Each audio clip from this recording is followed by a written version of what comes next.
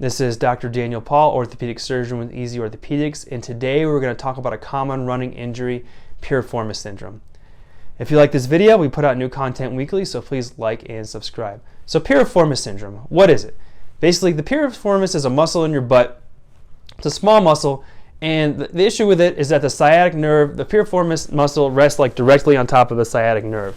And in most cases, there's anatomic variants where the sciatic nerve will go through the piriformis muscle or around the piriformis muscle. But in most people, the sciatic nerve's coming out and the piriformis muscle sitting right on top. So the issue is if that muscle gets strained or tightens up, it'll start squeezing that sciatic nerve and you'll get sciatica. So you'll get pain in your butt that travels down the back of your leg. The first thing to do is to differentiate this from back pain, because you can also get sciatica from a herniated disc in your back.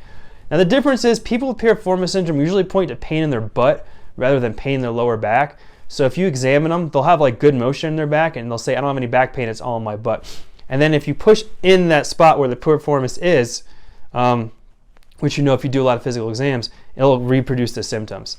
So that if you're running, so basically how you get it while running is probably by overtraining and stressing that muscle, or there's some other issue going on that's causing that piriformis to basically tighten up and spasm.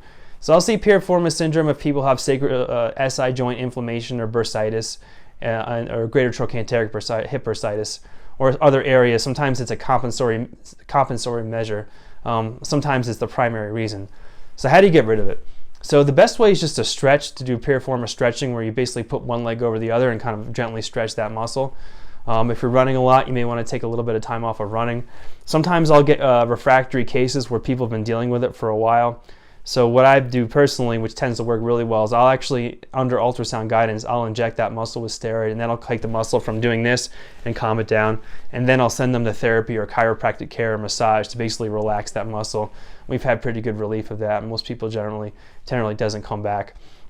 I find if I inject it alone without doing therapy, then it comes back, or if they do therapy without injecting it, and sometimes they can't get rid of it. So that's the combination I've been using particularly. Very, very rarely somebody will operate on it and actually release that muscle. That surgery is not done frequently at all, although there are people who do it. So I hope I was able to answer your question about a common running injury, which is piriformis syndrome. If you have any questions I didn't answer, feel free to leave them in the comments below and I'll do my best to respond. But I can't give you any specific medical advice because this video and all my videos are for educational purposes only. Thanks for watching.